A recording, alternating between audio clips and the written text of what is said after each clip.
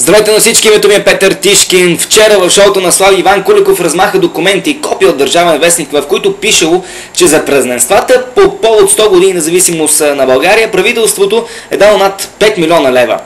Само за вечерната празнична програма, за концерта, който гледахме, са изразходени около 1 милион лева. И аз се хванах за главата. За толкова пари в Америка може да си поръчаш звезда от ранга на Мадона, Майкъл Джексън, или пък да събереш в куп Риана, Бритни Спирс и така нататък. Те нямат нищо общо с националната сигурност, но са най-скъпите световни звезди. И въпреки всичко, 1 милион ще бъде достатъчен, за да организираш концерт с тях. Но в България за подобно нещо, такива пари да се дават, е безумие. Дори да имаш абсолютно всичките MTV звезди, пак ще ти излезне по-малко пари за шоу. Тук говорим пари за шоу.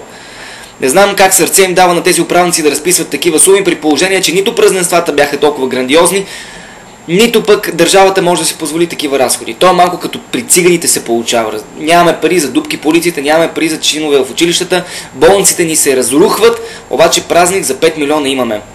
Според цитат в Държавен вестник, зарята на празника струвала 300 000 лева. Можете ли си представите?